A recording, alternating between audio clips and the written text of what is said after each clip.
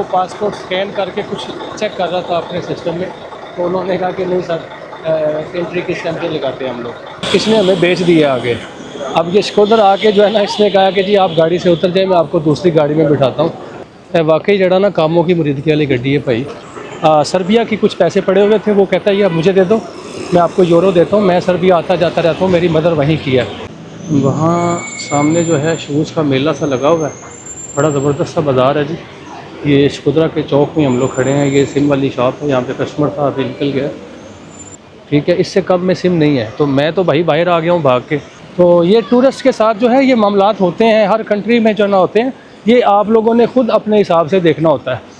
और तकरीबन ये 3 घंटे का सफ़र था, जो 4.5 पौने 5 घंटे पे जो है ना वो मुहैत हो गया था।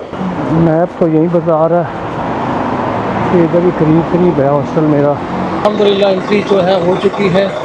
मेरे पासपोर्ट को थोड़ा सा उसने ज़्यादा खंगाला है, लेकिन पासपोर्ट को नहीं देखा। वो पासपोर्ट स्कैन करके कुछ चेक कर रहा था अपने सिस्टम में। मैंने सिर्फ अपनी तरफ जो देखा है वो मेरी जो डेट ऑफ बर्थ था उसके सिस्टम में नज़र आ रही थी, और उसका जो मेरा नाम जो है वो नज़र आ रहा था। पासपोर्ट इशू कहाँ से हुआ वो नज़र आ रहा था, बस मुझे यही नज़र आया। और मुझे उसने जब पासपोर्ट लिया तो मुझे कहता है कि पाकिस्तानी पासपोर्ट है, और उसके बाद उसने कहा कि वीज़ा है तुम्हारे पास। मैंने कहा मेरे पास यूके का वैलिड वीज़ा है। इसके अलावा उसने कोई सवाल नहीं किया आपने कहाँ जाना है, आप कितने दिन रुकेंगे, कोई किसी किस्म का कोई सवाल नहीं किया। और मैंने उसको, जब उसने मुझे पासपोर्ट दिया है तो तब भी उसने कुछ नहीं कहा। तो मैंने उसको कहा कि यार एंट्री की स्टैम्प नहीं लगानी, तो उन्होंने कहा कि नहीं सर, एंट्री की स्टैम्प नहीं लगाते हम लोग। यहाँ तक कि पासपोर्ट को जो है उन्होंने ये भी नहीं देखा कि वीज़ा कौन कौन सा लगा है, यूके का वीज़ा कहाँ लगा है, वैलिड है नहीं है, कोई एक चीज़ को नहीं देखा। सिर्फ उसने मेरा जो बायोडेटा वाला पेज होता है उसको देखा है और स्कैन किया है, और उसके बाद जो है मेरा पासपोर्ट जो है वो मुझे वापस दे दिया। तो ये रही हमारी अल्हम्दुलिल्लाह अल्बानी इमिग्रेशन, और अल्लाह खैर करेगा। अब नेक्स्ट कंट्री जो है वो जब उसका टाइम आएगा तो उसका भी बताएंगे। और वो सामने जो है बॉर्डर के पास जो है उनका जो वाशरूम था वो है बग़ैर पानी के था।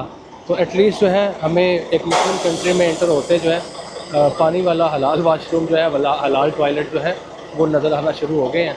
तो ये सारी स्टोरी है जी इमिग्रेशन की और बॉर्डर पे अल्बानिया और मोंटेनेग्रो की। तो बाकी चीज़ें जो हैं आगे अपने सफ़र में साथ साथ इंशाल्लाह शेयर करते हैं आपके साथ। कुछ लोग रह गए हैं, जब तक मैंने कहा कि ये अपनी जो वीडियो है वो मुकम्मल कर लो यहाँ की बॉर्डर की। ये जी बॉर्डर के बाद जो है कुछ किलोमीटर से ऊपर जो है ना ये कुछ एक गाँव सा आया, और ये सफ़र जो है इतना नहीं है 160 किलोमीटर। मेरा ख्याल है कि ये जगह जगह पे मोड़ है, टर्न है, सिंगल रोड है। ये शायद इस वजह से जो है ना थोड़ा सा टाइम लेती है गाड़ी। अदरवाइज़ जो है 160 किलोमीटर मेरा ख्याल है कि 3 घंटे 3.5 घंटे जो बता रहा है मैप, मेरा ख्याल है कि बहुत ज़्यादा है। सिर्फ वजह यही है कि सिंगल रोड और टर्न है, मोड़ है, सड़कों में जो है ना कम वाली सड़कें हैं।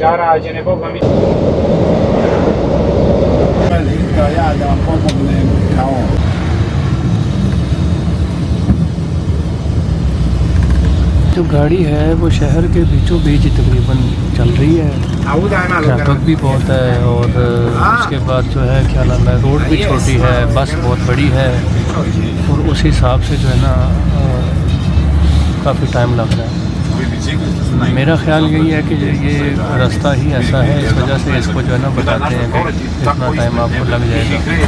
आगे देखते हैं ये कितनी ट्रैफिक है, और रोड ये बड़ी रोड है क्योंकि इस वक्त हम किसी शहर से गुजर रहे हैं ना अल्बानिया से। तो पीछे जो है वो जो रोड है वो सिंगल है, और ये इससे छोटी रोड है वो, और वहाँ पे भी तकरीबन काफ़ी हद तक ट्रैफिक 30-40 से ज़्यादा जो है वो 50 से ज़्यादा गाड़ी की स्पीड से चलती ही नहीं है।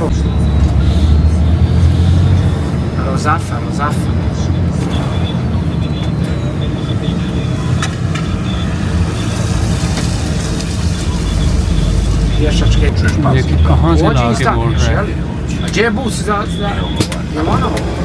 लो जी, ये है इनकी सिटी, जो नाम है इसका शकोदर है, और मुझे लगता है कि मैं नारोवाल सियालकोट वाली बस पे बैठ गया हूँ भाई। ठीक है, इसने हमें बेच दिया आगे। अब ये स्कूटर आके जो है ना इसने कहा कि जी आप गाड़ी से उतर जाए, मैं आपको दूसरी गाड़ी में बिठाता हूँ। तो बेचारे बहुत सारे लोग जो हैं वो नीचे उतर गए हैं। ये सामने माशाल्लाह से मस्जिद नज़र आ रही है, ठीक है। ये शकोदरा जो है इनका शहर, पहला शहर जो है बड़ा, उसमें अभी हम लोग पहुँच चुके हैं। मेरा ख्याल है कोई 1.5 घंटा लगा यहाँ तक आते हुए। बाकी चीज़ें जो है बिकने के बाद देखते हैं अगली गाड़ी क्या है और क्या होता है। बहुत बड़ा जुल्म है भाई कि यार इस तरह के मामलात भी होते हैं इन कंट्रियों में। मैं तो खुद हैरान हो रहा हूँ। उसको Tirana, Tirana, sabes que é या Tirana, Tirana, é yes yes yes. Tirana, dobro mundo, sabes? ये देखें कितने सारे लोगों को इन्होंने ख्वार किया है। वाकई जड़ा ना कामों की मुरीदगी वाली गड्डी है भाई। अल्लाह ही खैर करे। और अगे देखो की हुंदा जी। तो भाईजान बिकने के बाद जो है ये गाड़ी आपके सामने खड़ी है पीछे, ठीक है। इस गाड़ी में भी बैठना है, एटलीस्ट गाड़ी थोड़ी सी उससे बेहतर लग रही है। पहले वाली गाड़ी जो है उसका तो वो एसी भी काम नहीं कर रहा था। हम लोग कल जिस गाड़ी में आए थे वो बहुत ज़बरदस्त, बहुत लग्जरी गाड़ी थी। सॉरी, सर्बिया से जो मोंटेनेग्रो आए थे। बट ये शायद सफ़र कम है, इस वजह से इन्होंने गाड़ियाँ जो है वो गुजारे मुताबिक रखी हैं। नो डाउट ठीक थी वो भी, लेकिन वो थोड़ी पुरानी हालत की थी। उसके जो है ना वो सिस्टम कुछ इसी तरह था, ये कुछ बेहतर हालत की लग रही है। अब सफ़र कितना रह गया है ये भी कोई पता नहीं है। देखते हैं कहीं आगे और ना बिक जाएं। फ़िलहाल तो ठीक है, अगर और बिके तो फिर तो यही लगेगा कि हम डंकी लगा रहे हैं। हाय हाय हाय हाय दोस्तों, ख्वारी रसी है। सीन ये हुआ है भाई साहब कि मैंने पूछा उनसे कि ये बस जो है अब सामान तो रख लिया, अब ये जाएगी किस टाइम? तो वो कह रहे हैं कि जी 1 बजे जाएगी और अभी मेरे पास टाइम हुआ है 20 मिनट 12 बज के।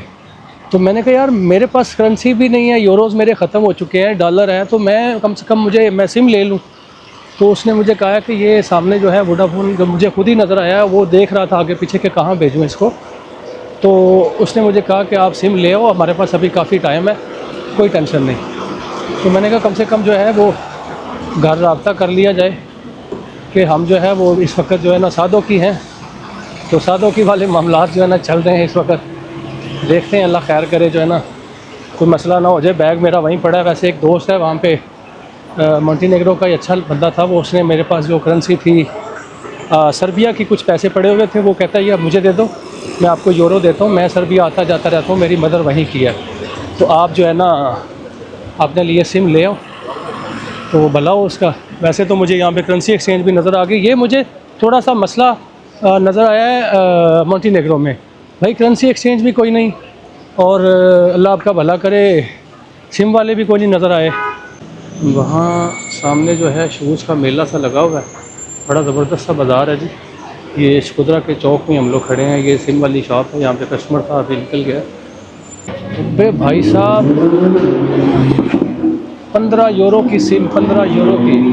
और मैंने उसको कहा यार मुझे तो 2-3 दिन के लिए चाहिए, तो कहता है मैं इसमें कुछ भी नहीं कर सकता, मिनिमम जो प्राइस है वो यही प्राइस आपको मिलेगी इस सिम की, ठीक है, इससे कम में सिम नहीं है। तो मैं तो भाई बाहर आ गया हूँ भाग के। उसकी वजह यह है कि मुझे क्या पड़ी है 15 यूरो यहाँ पे ख़र्च करने की। मैं कुछ और देख रहा हूँ कहीं पे, शायद ये टूरिस्ट देख के जो है ना थोड़ा सा मामला हो भी जाता है।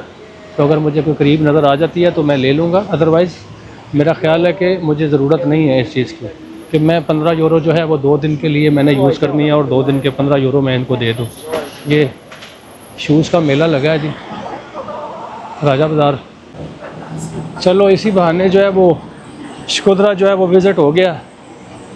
हमने तो इधर आना कोई नहीं था, तो बिकने के बाद ही सही। हमें तो उसने ऐसे बेचा जैसे डंकी वाले बेचते हैं, एक बॉर्डर पे आप क्रॉस करो और दूसरे पे हम करेंगे। वो सामने मुझे नज़र आ रहा है एक वोडाफोन का बोर्ड लगा हुआ, वहाँ पे चेक करता हूँ। असल में ना मेरे से गलती हुई है, बॉर्डर के ऊपर कुछ ऐड वगैरह लगे हुए थे, कोई लड़कियाँ लड़के जो है ना कर रहे थे इसकी प्रमोशन।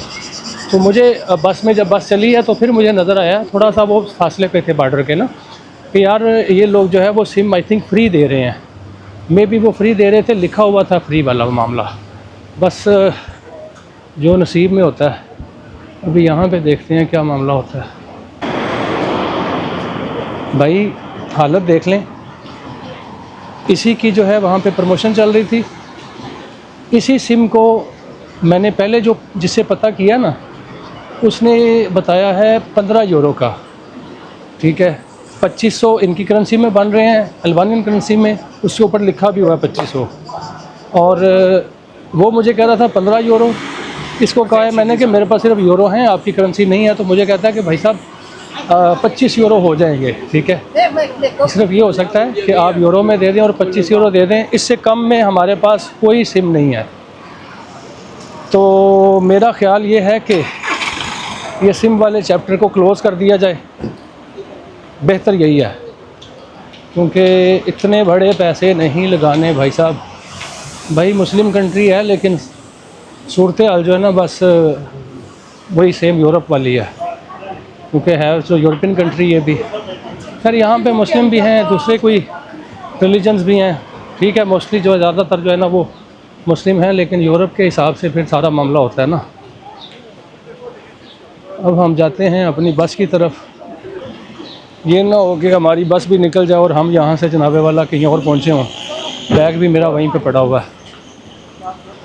देखें कि कैसी बात है कि ये एक आम बंदा है, इसने जो है ना वो केसिंग भी रखी है, इसने जो है ना वो सॉरी मोबाइल एसेसरीज़ भी रखी हुई है, लेकिन इसने मुझे जो रेट बताया है वो सही बता रहा है। और एक वोडाफोन की फ्रेंचाइज़ में बैठा हुआ बंदा है, वो कह रहा है कि 25 यूरो की है सिम। तो ये टूरिस्ट के साथ जो है ये मामलात होते हैं, हर कंट्री में जो ना होते हैं। ये आप लोगों ने ख़ुद अपने हिसाब से देखना होता है। जब भी आपने कोई चीज़ ख़रीदनी है, कम से कम कोशिश करें देख भाल के ख़रीदें। कम से कम 1-2-4 लोगों से आप पूछ लें पहले कि भाई मुझे ये चीज़ चाहिए, क्या आप मुझे ये दोगे और कितने की दोगे। रश वश काफ़ी है इस सिटी में। मेरा ख़्याल ये है कि ये इनकी कोई मेन सिटी ही है, उधर छोटी सिटी नहीं है। जिस तरह कि हमारा है रावलपिंडी है या गुजरांवाला है या लाहौर है, जो बड़े बड़े शहर हैं, ये उसी तरह के शहर है इनका। ये यार बड़े मुसालम लोग हैं। ये इतनी अच्छी खासी नई बस है और इस बंदे ने एसी नहीं चलाया हुआ। देख लें, अंदाज़ा लगा लें ज़रा कि वही बात आ गई मुसलमानों वाली के बजट करने का लेवल है बस है। तो दोस्तों फ़र्स्ट लुक ऑफ तिराना अभी मैं जो है वो गाड़ी से उतरा हूँ अल्हम्दुलिल्लाह। और तकरीबन ये 3 घंटे का सफ़र था, जो 4.5 पौने 5 घंटे पे जो है ना वो मुहीत हो गया था। खैर देर आए दुरुस्त आए अल्हम्दुलिल्लाह। मैं खैर वफियत से जो है अल्हम्दुलिल्लाह पहुँच गया हूँ और अभी जो है जाना है हमने अपने हॉस्टल की तरफ। वैसे तो अभी तक की हालत के हिसाब से लग रहा है कि कुछ बेहतरी माहौल है, बाकी आगे देखते हैं क्या मामलात होते हैं। अभी हॉस्टल की तरफ जाते हैं इंशाल्लाह। दोस्तों मैं अभी बस में बैठा हूँ, क्योंकि मैंने यहाँ पे किसी को जो है ना वो एड्रेस का पूछा, तो उसने मैप पे चेक किया, उसने कहा काफ़ी ज़्यादा फासला है। तो मुझे उसने बताया कि आप बस में बैठ जाओ, ठीक है। लेकिन उसने जिस बस में बताया उसने तो कुछ और बताया था। फिर मुझे किसी और ने कहा कि आप सिटी सेंटर जाओ, ये वहाँ से नज़दीक है ये एड्रेस। तो मैंने भी यही बेहतर समझा। वैसे मैं ज़्यादातर कोशिश करता हूँ कि वॉक जो है ना वो करके चला जाता हूँ जहाँ भी जाना होता है। तो ये थोड़ा फासला मुझे ज़्यादा लग रहा था और मैंने कहा कि चलें इसी बहाने बस का भी सफ़र हो जाएगा इनकी। अब इसने जो है पैसे लिए हैं मुझसे यहाँ के 40 रुपये आई थिंक। एक जो है वो 100 वाला सिक्का था, तो मैंने इसको जो है ना वो दिया है 100 वाला सिक्का, और इसने मुझे 6 सिक्के जो हैं वापस दे दिए हैं, यानी कि 40 पैसे लगा लें आप, ठीक है। ये इन्होंने एक लोकल ट्रांसपोर्ट जो है इनकी, उसमें इन्होंने इतने पैसे चार्ज किए हैं सिटी सेंटर पे जाने के लिए, जो मेन बस स्टैंड है वहाँ से। नहीं जी, बस से तो उतर गया हूँ और सवारी स्टार्ट है। वो बस वाले गूंगे को मेरी समझ नहीं आई और मुझे उस गूंगे की समझ नहीं आई। मैंने उसको कहा भी है कि मुझे मेरे स्टाफ के हिसाब से उतार देना, ठीक है। मैं साथ साथ देख रहा था। असल में हुआ यह है कि जो मेन स्टाफ था वहाँ पे मुझे उधर जाना चाहिए था, तो उसने कहा कि नहीं अभी बैठो। मैंने कहा 2 स्टाफ और थे, बस चेंज करनी थी यहाँ से। मैं भी इसने उधर से गुजर के जाना होगा, जो मुझे कह रहा है कि रुक जाओ। लेकिन खैर वो मुझे आगे ले गया काफ़ी दूर जाके जो है ना। मैंने फिर उसको किसी और को बताया कि यार ये मुझे कह रहा है अभी बैठ जाओ, मुझे लग रहा है कि मैं आगे निकल रहा हूँ। तो उन्होंने 2-3 थे, उन्होंने चेक किया, उन्होंने कहा यार तुम गलत हो, तुम यहाँ स्टाफ से उतर जाओ और वहाँ से जो है दोबारा बस ले लो। तो मैंने कहा यार भाई बस की ज़रूरत नहीं, मैं करीब आ गया हूँ, अब मैं इंशाल्लाह खुद ही पहुँच जाऊँगा। तो भाई ट्रैवलिंग के खाते में अगर पैसे बचाने हैं तो ये सब कुछ करना पड़ेगा बर्दाश्त, अगर आपने पैसे बचाने हैं। दोस्तों एक मज़े की चीज़ शेयर करूं कि यहाँ पे ये जो इनके सिग्नल है ना, ये लाइटें नहीं खाली जलती भाई, इनके डंडे भी जलते हैं। जब ग्रीन होती है तो ग्रीन हो जाते हैं, रेड होती है तो रेड हो जाते हैं। मैंने अभी तक जितना भी सफ़र किया ना, ये पैदल भी और बस पे भी, मैंने इस चीज़ को बहुत मिस किया है पॉडगरीसा में। क्योंकि यार वहाँ पे ना मुझे कोई करेंसी एक्सचेंज नज़र आई है, ना ही मुझे कोई सिम लेने के लिए कोई ऐसी जगह नज़र आई जहाँ से मुझे सिम मिल जाए। मतलब अजीबोगरीब सा कैपिटल है। और यहाँ पे लगता है कि भाई कैपिटल में आए हैं, जगह जगह पे करेंसी एक्सचेंज है, सिम जहाँ से मर्ज़ी ले लें आप, कोई भी चीज़ आपने बाय करनी है कोई मसला ही नहीं है। और मैंने जो बस में सफ़र किया ना, जो जिसमें दूसरी में बैठे थे यार, सेम वही पाकिस्तान वाला माहौल कि 22 सीटों की जगह है तो 28 खुद बना ली हैं। बड़ा तंग होके जो है ना वो 2 घंटे गुजरे हैं। मैप तो यहीं बता रहा है कि इधर ही करीब है हॉस्टल मेरा। अल्हम्दुलिल्लाह हम अपने हॉस्टल में पहुंच चुके हैं जी, खैर-ओ-फ़ियत से, लेकिन थोड़ा सा टाइम लग गया। ये हॉस्टल है मेरा, तूफ़ान नहीं है, ये तोफ़ीना है। और मुझे दीजिए आज की तरफ से इजाज़त। इंशाअल्लाह सफ़र हमारा मुकम्मल हो चुका है मोंटेनेग्रो से अल्बानिया का। इंशाअल्लाह वल अज़ीज़ अब कल हम इस सिटी को एक्सप्लोर करेंगे। अगली वीडियो तक के लिए इजाज़त। अल्लाह हाफ़िज़।